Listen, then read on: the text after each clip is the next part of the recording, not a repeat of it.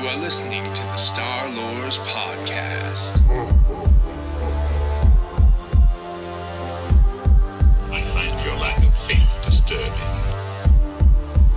Are you stuck-up, half-witted, scruffy-looking nerf herder? But I was going into Toshi Station to pick up some power converters.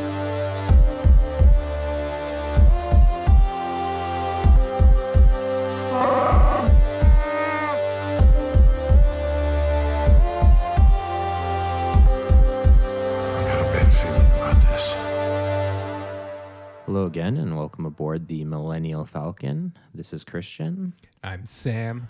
and we are reviewing Jango Fett Open Seasons, a comic book by Dark Horse. Jordan has retired himself to the cantina for the night. He's playing hollow chess against a Wookiee. Hopefully he doesn't Hopefully, cheat and get his arms ripped off. He but has we'll his see arms when he gets comes back. If not, he'll have cool. it's going to be hard to fly the Falcon without your arms, Jordan. Maybe if he has the Force, he can just like sit there without his arms and Yeah, there mentally you go. guide the ship. But Jango Fett Open Seasons, one of my personal favorite comic books. I'm super excited for this episode because this comic book actually was one of the ones that got me started into Star Wars comics as a whole. And another comic, interestingly enough, that I'll mention in a few minutes here. But yeah, it was written by Hayden Blackman, and also known for such other works as the Force Unleashed video game series. And it was a project leader on Star Wars Galaxies, the MMO. Which must have been a very large job. I was digging into some of the lore that was produced out of the Star Wars Galaxies game, and there's like a massive sort of epoch of history that's covered there. So I can imagine being a project lead Yeah. was he had to be on the holocron database, continuity database constantly. Yeah, you On definitely... this old program from 1998. Yeah, you have to be well versed with the Star Wars universe to be a project lead on a Star Wars MMO. Like just the number of planets and side missions and character and name drops and everything. Never had the fortune of playing it myself, but I've heard good things. So I wonder if it's still around or if it's gone. Galaxies? Yeah. Yeah, I don't know. If they shut down the servers? No, they shut down the servers. Yeah. But anyways, Hayden Blackman, also known for authoring some of the essential guidebooks, which were the Wikipedia before Wikipedia. the Wikipedia before the internet. If any of our listeners And the are Star familiar. Lords before the podcast. Yes. He also was one of the writers for the Bounty Hunter video game. Came out a while ago, I think mid 2000s, which is the story is tied directly to this comic book as well. So it's got a cool crossover, which we'll delve into a little bit later here, story-wise.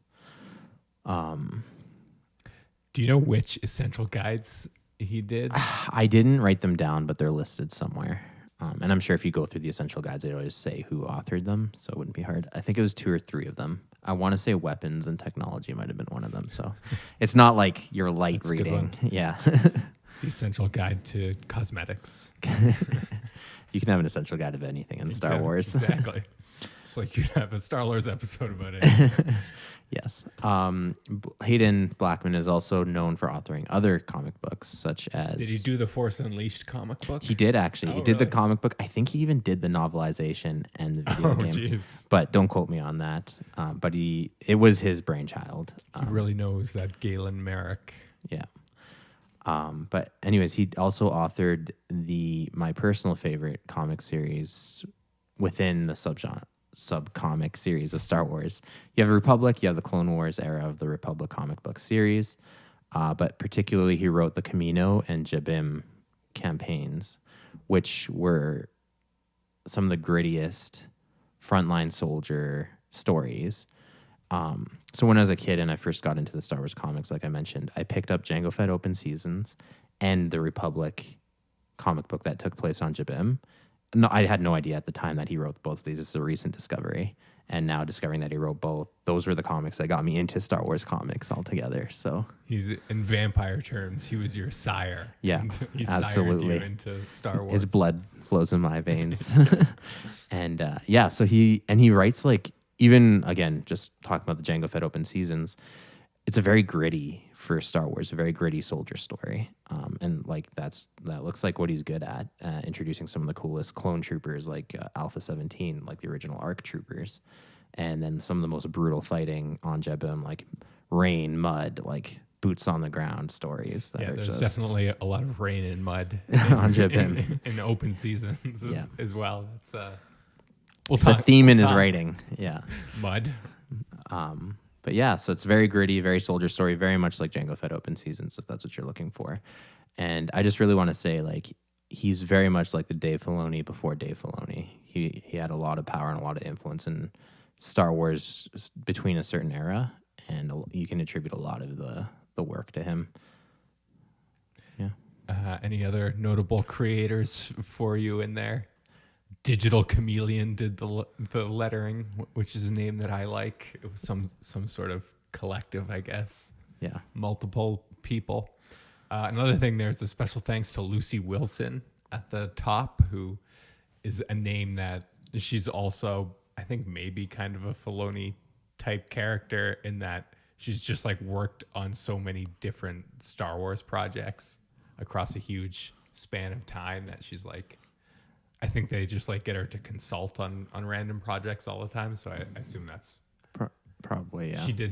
She helped out with some story details or fact checking and random lore stuff.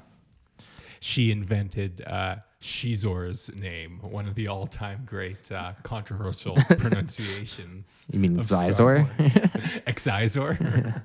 Shizor. So that, I don't know if she like ever wrote any material like as a lead author, but she was definitely has there a for, hand like, in a lot of meetings and that kind of thing. I wonder if these people like just live and breathe Star Wars, or if they just kind of are the holders of the reference material and they're just like, okay, I think it's just they just got that job fresh out of university or something, and turns out that the Star Wars industrial complex never stops turning, and chewing people up and spitting them out. now they got job forever being a keeper of the holocron. Yeah. So the comic book itself, let's start off with just like a general feeling before we get into any crazy details. Sam, what did you feel about it? I thought it was a little flat. Really? To be honest, it just kind of felt like a tacked on sort of revenge plot or something, you know? Yeah. And then also there's that weird poisoning thing with Count Dooku. Yeah.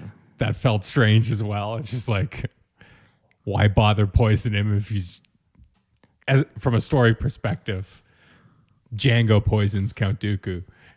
And then he's like, a few scenes later, actually, I just neutralized the poison. It's like, what?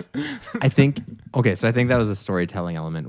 We can get to that in a bit. But I think it was that scene in particular was used to show how dangerous Jango was. Like, he always has a plan for everything. He enters meetings, always trying to start out with the upper hand.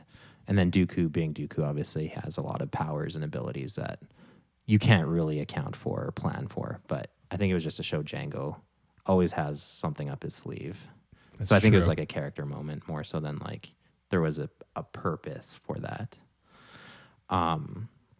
So yeah, with that, let's dive into it. I mean, my opinions on it. I love it. I love the grittiness of it. I mean, it's not a perfect work.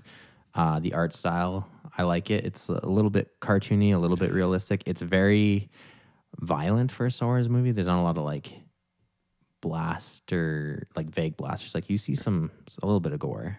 Yeah, sure. It's fairly rugged. That guy gets like cut in half.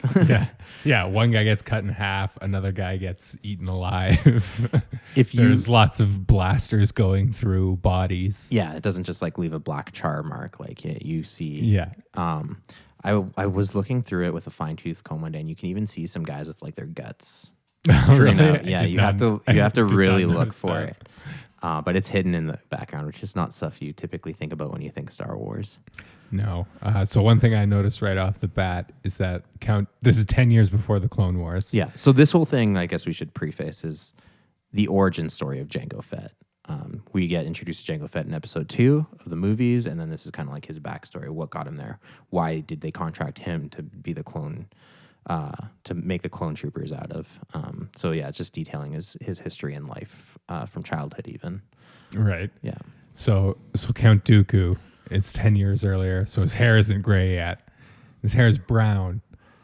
And sort of what I thought, they might be trying to do like sort of black hair paling into the white hair, but since I'm a bit of a horror fan, I've seen a lot of Christopher Lee's movies As a younger. and he had very black hair from Yes. what I remember. That's an interesting creative choice to make his hair brown, which I thought was just kind of funny. I mean, it's like doesn't really matter at all, but Yeah. A little detail. it's a little detail. Yes, we do get a glimpse of a younger Count Dooku later on in the story. Essentially, we are getting glimpses of Jango Fett's past through the eyes of other characters up until you meet Jango Fett at Right. the very end. And the story actually revolves around Count Dooku interrogating people and gathering pieces of information because he is looking for someone to enact the Great Sith Master Plan, which is to produce this clone army. And Right. so he's looking for the prime candidate. He wants Yeah. someone who's dangerous, someone who, would be the perfect template to The Ubermensch. to base an entire army off of, right? So it's through this process of learning about Jango Fett's life and history that he comes to the decision that he's going to contract Jango Fett. By the way, spoilers if you haven't read it. I strongly encourage you. It's not a long read. It's only a 4-issue run. So it's not even like a really in-depth book No, you can definitely read it in an evening. Yeah, on cover a to long cover. commute or something. Yeah. We learn a lot. This is one of the first comics, too, that delves into the history of Mandalorians and Boba Fett by virtue of Jango Fett since the Clone Wars. So there's been a lot of retconning around Boba Fett prior to episode 2 because no one knew that he would eventually become the son of Jango Fett or the clone son of Jango Fett. But they did an interesting thing. So the biggest retcon, Boba Fett in an old book, I can't remember what it was called. The novella, The Last One Standing, The Tale of Boba Fett. There was a writer before episode 2 that just came up with a backstory for Boba Fett because no one else had done it. You have this faceless hero. Let's give him a backstory. So his name in the story was Jaster Muriel, and he also introduced the planet of Concord Dawn as being like his origin. He was like a Mandalorian protector, almost like if you think of like a U.S. Marshal during the cowboy era, right? Or like a lawman, right? Yeah, in some of like the earlier Star Wars comics, I think there were some portrayals of Mandalorians that were very much more in that vein of sort of not necessarily being mercenaries or anything, but they're sort of honorable peacekeeping type. Yeah, the whole Mandalorian protectors. So in a retconning move, they reintroduced Jaster Muriel as actually being Jango Fett's adoptive father, and planet Concord Dawn being Jango Fett's home planet. So in a way, like Boba Fett could hold those identities as like, pretend identities that he would use in theory, right? Mm-hmm. Boba Fett being a dangerous bounty hunter probably has like a whole bunch of different names he goes by or can hide under, things like that. Interestingly enough as well, Jaster Muriel has recently jumped from Legends into canon because of the Mandalorian TV show. Oh, really? Yeah, there's a very hidden message written in Mandoa. So you have to like freeze frame and translate. And it talks about how Jaster Muriel is Jango Fett's adoptive father. So they canonize the character of Jaster, which is very interesting. So when we jump into this story, we're actually mid-combat between the true Mandalorians. If you listen back to our Mandalorian episode, you have the faction of true Mandalorians led by Jaster Muriel, who has written the Super Commando Codex, where he wants to use the Mandalorians as honorable mercenaries. They want to reinvigorate their code of honor and ethics instead of just being raiders and looters and pillagers and murderers. But that creates a divide with the Death Watch, who want to continue to be pillagers, raiders, looters, and murderers, and don't hold to the same standards as Jaster. So we meet a young Jango Fett. He's just a child. His family just has a farm on Concord Dawn, which is a Mandalorian-owned moon. So the Fett clan goes back like thousands of years. You see them in the Old Republic. His dad is a Mandalorian. Yeah. Or his family. His family are Mandalorians. Culturally Mandalorian. But they're farmers. And what happens is the Death Watch shows up and essentially murders his whole family. And so we see the first instance of the Mandalorian culture of adopting war orphans. And so Jango Fett is found by Jaster Mariel and is adopted by him. Does this sound familiar to anybody? Exactly. So again, it's not an accident that we're doing this episode now, but it's reflected obviously in the Mandalorian TV show. There's a scene that's almost like a shot-for-shot recreation of this. Literally, even like a young, Din Djarin and a young Jango Fett, like over the shoulder, being held by a Mandalorian. I think they might have even had the same kind of bangs. Yeah, similar. Yeah. The crazy thing is, we'll get into more of a Disney comparison later, but the Death Watch under Disney have evolved to become much more noble warriors, which in Jango Fett Open Seasons are the bad guys. They are ruthless murderers and like ultra violent and stuff. And then, you have the true Mandalorians as our noble heroes that are fighting them.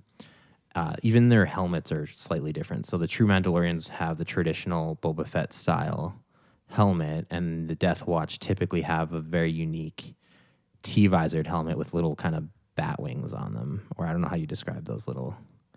Bat wings is good. Yeah. I don't think they're supposed to be bat wings, but yeah. So they have a unique armor style. They have a unique thing. And even their leader is named Vizsla from Clan Vizsla, which we see reemerge in the Clone Wars, and we see even after that. So the Vizsla clan has always been the bad guys, quote unquote. If you can't see me, I'm doing air quote. But so these characters have evolved under the Disney banner to become a little bit more noble. You have Bo-Katan, her clan is allied to House Vizsla. And even though House Vizsla still are the bad guys, even in the Disney canon, like Bo-Katan all the way up into the Mandalorians becomes like this reemergence of nobility, right? Which is interesting. So if you like to marry the two kind of legends and canon universes, it's an interesting evolution from the Death Watch being the bad guys, ruthless murderers, to becoming noble warriors, similar to how the true Mandalorians were. Yeah, I mean, anything with death in the name, right? You Probably not the good guys. You got to be evil if you Death Watch. Yeah. So anyways, we are introduced to the true Mandalorians generally as a faction, and they're duking it out. Other civilians are constantly caught in the crossfire of these two warring clans. But isn't it kind of weird that they're the true Mandalorians, but they're like the reformers? Yeah. Aren't the Death Watch kind of the true Mandalorians? Don't ask me about the naming schemes, because then you also have the new Mandalorians who are the pacifists. So it's a mess. You just got to go with clan names and know that Jaster Mariel and the Fett and Jango Fett, adopted son of Jaster Mariel, are the good guys, and then Clan Vizsla and the Death Watch are the bad guys. And nobody cares about the peace-loving Mandalorians. they don't factor into this. This was written before they even existed. So where do the Mandalorian civil wars fit into this? So that's why they're called the Civil Wars and Clan Wars. Even I can't really pinpoint, because of a lot of this stuff falls into that awkward transitionary period, especially for things like the Clone Wars and Rebels after Disney took over the IP. So they make references back and forth, and even like it being reconfirmed in The Mandalorian. It's hard to pinpoint an exact time because they have Clan Wars and Civil Wars, right? So it's kind of a jumble. And I personally don't know where to pinpoint it. I'll have to do some research and like find an actual accurate timeline. But all this takes place prior to even episode 1. If you're looking just at the broad timeline and stuff we do know. Yeah. This is all prior to Star Wars episode 1. And like I said, Jango's a child. But we do quickly fast forward to him now within Jaster's clan of mercenaries. And they're taking contracts around the universe. He's like a young adult or late teenager, and he's being given command of a mission on a planet that they're storming. And this is where you get into some First command. Yeah, some real trench warfare type. I got such Saving Private Ryan vibes from it, like Yeah, landing I did too. shuttles, fighting this native alien race that look a lot like gorillas, and They're like paratrooping in essentially on their jetpacks, Yeah. which is fun. yeah, and you get a real like pitched battle Yeah. going on, right? Turns out the whole thing is an ambush set up by Death Watch. And what we have is another character introduced, Montross, who is another high-ranking Mandalorian. And he's kind of a power-hungry guy, and he's kind of in the shadow of Jaster who's leading these Mandalorians. And because of Montross, Jaster gets killed. And everyone kind of knows that. And Jango, like, he does it very publicly, in a very public betrayal. Montross pretty much falls off the story at this point. So we should mention that his biceps are so large that he can't wear actually wear full Mandalorian standard armor. Mandalorian issue armor. I love that look. He's by got the way.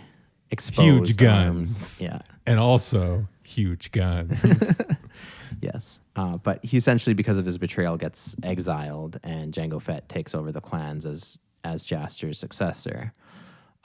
Interestingly enough, this is where the tie-in comes in with Star Wars Bounty Hunter, the video game. Montross does reappear, and Jango Fett finally settles his score with him. in Arm that wrestling game. match. No, he would lose. Jango would lose in arm wrestling. Yeah. Anyone would lose with Montross. But they do duel, and obviously Jango Fett survives because we know how Jango Fett dies. But that's a cool tie-in there. So does Boba. Interestingly enough, yes.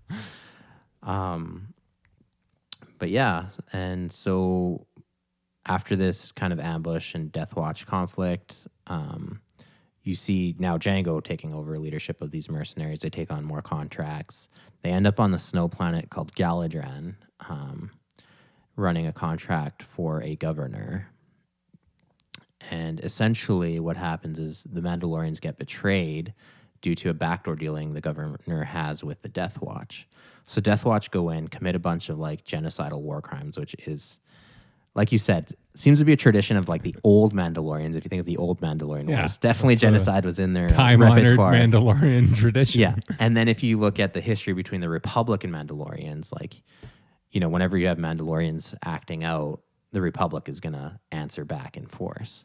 So the Death Watch stage a massacre, and then they blame the true Mandalorians for the massacre, which then leads to the Jedi having to intervene.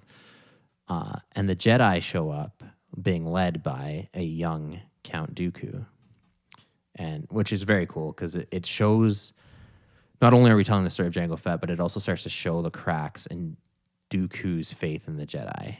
And they have a very heavy-handed response. Essentially, they show up, lightsabers drawn, and demand that the Mandalorians surrender. And then it leads to this like big fight, which is awesome. Mandalorians versus Jedi, a time-honored tradition.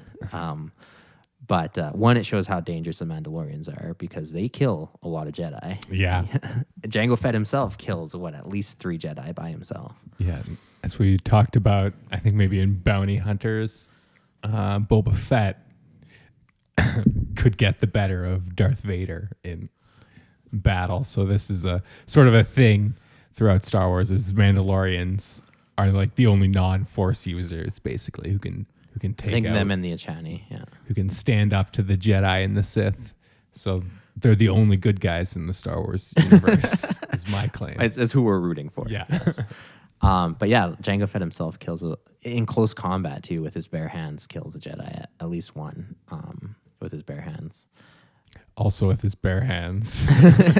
No, he's not Montross. But that's a thing when Count Dooku is investigating like the great deeds of Jango Fett. He comes across one guy and he's like, how did he kill so many of your kind? With his bare hands. So he was quite a kung fu fighter as well, or perhaps Teras Kasai. I don't know. Yeah. It would make sense if Mandalorians learn that, I guess. But They might even have their own fighting style. Definitely when we do an episode on martial arts of the Star Wars universe, we'll take a look into see what. it'll just be a Twitch live stream of the PlayStation 1 game Masters of Terras Kasai, which is a very obscure Star Wars title, but that's what we're going to do. I get to be, what's her name? The lady with the robotic arm she was Zendor's.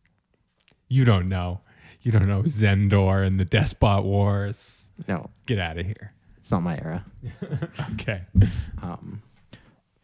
Kind of coming back to Galadran though, you start to see the cracks of Count Dooku's faith in the Jedi, which I think is like superb because Count Dooku deserves his own episode, but he goes from like being very optimistic and noble, and I guess optimistic and naive in his beliefs in the Jedi Order, and like Qui-Gon, he kind of like starts to falter, and he's like a dark version of what Qui-Gon Jinn could have been. Not to get too derailed on Count Dooku, but it's interesting to see his fall. I also kind of get shades of the Dos Equis man with He is the most interesting man in the galaxy. the most interesting man in the galaxy with his bushy brown beard and his cape and everything. It's like, Even Christopher Lee would fit that category, actually. Just the number of That's things actually he's kinda done true. and been involved with, like former Special Forces operative in World War II, freaking playing, major villains in Bond. heavy metal singer. Yeah. Did you know that? I did know that. I've even seen some of his work on YouTube. And he was doing that up until like his old age. Yeah. He got into metal when he was like an old man. Yeah. Which is funny. Not to mention Saruman and Lord of the Rings. Like, he is, if there was the most interesting man in the world, it would probably be Christopher Lee. But back to the story. So yeah, the Galadran campaign kind of concludes our story with Count Dooku. And then we kind of finish Jango Fett's story. So even though Jango Fett and the true Mandalorians kill a lot of Jedi, they are ultimately beaten. And Jango Fett is the last survivor of the true Mandalorians left. And then he gets taken captive, put into slavery. And then the very end is like his revenge plot to get back at the Death Watch for setting up his tribe and getting them massacred. It's interesting that they managed to, I think in the comic, keep him captive for like years. Yeah, and he says years on a slave Which ship. is kind of amazing that it took him that long to be get out. honest. He killed possibly Jedi, it seems like, with his bare hands. Yes. That's Maybe they just encased them in like blocks of concrete. But then you're just giving him weapons. no, because you see him the moment when he he's puts his shackled. his shackles up to get conveniently blasted apart by, by the A pirates. stray blaster. Yeah. So just through a chance of a pirate raid, he does fight his way out and become free, and then exacts his revenge on the governor of Galadran, who was a participant in the extermination of the true Mandalorians, and steals back a full suit of Mandalorian armor that he had once worn, now being polished to a perfect sheen with a little blue highlight. No more mud. Which we know him for in the movies. That being said, let's touch quickly on the Mandalorian armor that the true Mandalorians wear. Very cool tactical greens and yellows, very much reminiscent of Boba Fett's armor many years later.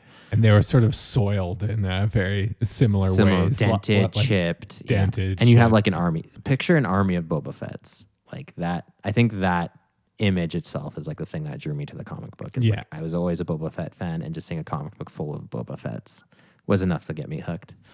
But yeah, so you go from that, and like as mercenaries, right, they're very tactical and stuff, to Jango Fett's now, because the governor had, as a trophy, stolen that set of Mandalorian armor, polished it up, set it up, as a display piece.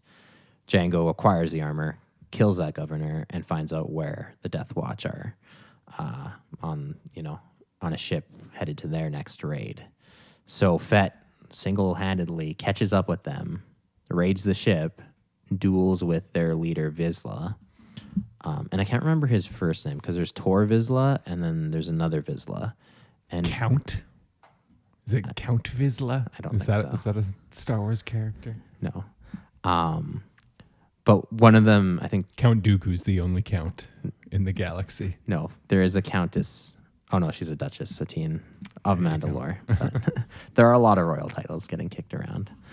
But anyways, he has his knockdown, drag out fight with Vizsla, kills him, and doesn't kill him actually, wounds him, and this duel ends up from orbit. They crash in an escape pod, continuing their fight onto a planet that has dire cats, which have a history in the Star Wars universe. Well, the history started here, I believe, which is interesting. But like the dire cats aren't really that impressive or anything. They just look like saber-toothed tigers with like spines, with a couple of weird bones protruding from their shoulders and stuff. But they were used in like several other titles, including Star Wars Galaxies. So now that you made the connection between Hayden Blackman, maybe that was a Hayden Blackman Easter egg. That's what he did as a project lead. He was strictly the dire cat guy. He made sure. But yeah, dire cats are like never used really. It doesn't look like in any major ways, but they just sort of appear in a bunch of random Star Wars titles content, yeah. after this came out, which I thought was funny. Yeah. But anyways, Jango kills his nemesis Vizsla and then, wounds him and then allows the dire cats to finish the job. And thus concluding and enacting his revenge. You mentioned the revenge plot for Jango. Yeah. Interestingly enough, is a hallmark of spaghetti westerns, the classic revenge story. It's a pretty common story thread, which Jango draws his name. And also, isn't Django Unchained A also revenge a story? revenge Yes, all story? from the same thread from I believe it was a 1966 movie, Django. I don't know what the title of the movie was, but the That title was like character, a Johnny Depp movie. No, it's older than Depp. But it was a classic spaghetti western where the main character's name was Django, and Star Wars is always drawing from spaghetti westerns and samurai films and World War II films, right? So there's It's very kind of much a had clear everything through. in it. Yeah. A little bit. The Mandalorians were kind of like paratroopers. And Yeah, like I said, you have that whole D-Day kind of thing when they land on that planet. And then you have that revenge story, and like Jango Fett walks off into the sunset after killing his nemesis. And then we have the final conclusion of our story, which is actually a meetup. So you have this build-up as Dooku is unraveling the life and times of Jango Fett until finally he sets up a meeting with the man himself. So they matched on Tinder. Someone wants to speak with you. On Space Tinder. Assassin Tinder. Yes.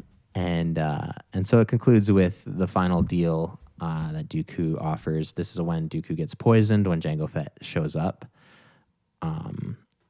Again, I think it was a character moment just to show that Jango has a plan for everything in every meeting. He's meeting this very dangerous person, so it's good to have an ace up your sleeve in case you need it. Especially Jango's distaste for Force users is evident in his the Battle of Galadran, right? He hates Jedi because of what they did to his people, killing them to a man, leaving Jango as the last survivor. And so the hook that Darth Tyrannus / Count Dooku offers Jango Fett is that, so he pitches him this clone army template idea, and the hook that actually gets him on board is that these troopers will contribute to the downfall of the Jedi. He doesn't specify how or why, but that's enough to get Jango Fett to agree to the deal initially, and that and the condition of having an unaltered clone son. So those two factors are super important. One, it shows that the clone army has always been the intent, obviously with Order 66, that they were going to play a role in the downfall of the Jedi. And two, Jango Fett hates the Jedi so much that he's willing to agree to this to exact that revenge. So you have that interesting mirror of the Battle of Galadran where the Jedi slaughter the true Mandalorians, the clone troopers being like the spiritual successors of those Mandalorians because a lot of them are indoctrinated into Mandalorian culture, then exact their revenge on the Jedi. So it's kind of a tit for tat, classic revenge story. and then yes, the agreement to Boba Fett, who he refers to explicitly as Jaster's legacy. So it ties back to the whole Mandalorians, very strong on family and passing on traditions and things, so that Jango has a son to teach all the lessons that he learned from Jaster and keep the Mandalorian ideals alive, which in Legends continuity, Boba Fett eventually becomes Mandalorian, obviously learning from his father, even the little bit that he did. Like Mandalorians, one of their core tenets is to teach their children the ways of Mandalorians. So even as a boy, Boba Fett would have been very much familiar with the lessons that Jango would have taught him, and then therefore perpetuates them back on Mandalore, becoming their leader once again. So it's kind of this like full circle thing of like Jaster's legacy carrying over past, the movies and into the future. Do you know what Jango's ship was called? Slave One. Before that? No, I don't remember. Jaster's Legacy. There you He go. had a ship called Jaster's Was it Jango's Legacy. ship or was it Boba's ship? No, I don't remember. Right. It was one of them. It was a Fett literally ship. had Jaster's legacy. They're the same person, Yes. technically, so I'm not wrong. That's fair. Yeah. It's Boba still- Fett is Jango Fett. There you go. So this Bavo 6 compound, one of the other guys that Dooku was interviewing to get info about Jango. I think he was a former Mandalorian. Yeah, he was one of Jango Fett's I guess you're always a comrades. Mandalorian, whatever. But he injected him with a toxin for torture or whatever called Bavo 6. And this first appeared in the New Hope Cinna manga. We're getting real obscure with our That- references. That is quite a pull. So I think your Dave Filoni thing with Hayden Blackman. with yeah. Hayden Blackman might be right on. Fair comparison, He's yeah. pulling stuff from the Star manga. Wars manga. That's pretty great. Also, just I want to talk about some of the martial arts used in this one. So in the Battle with the Jedi, a Mandalorian named Miles gets, as I like to call it, Darth Mauled. He got cut in half. So Yeah. that was pretty gnarly. And then I think it's when Jango and what's his name, Vizsla, are fighting. He uses that classic Western Sand in trope the of eyes. sand in the eye. Except he throws snow in his on his eyes. face, and I was like, Yeah. that is a strange choice.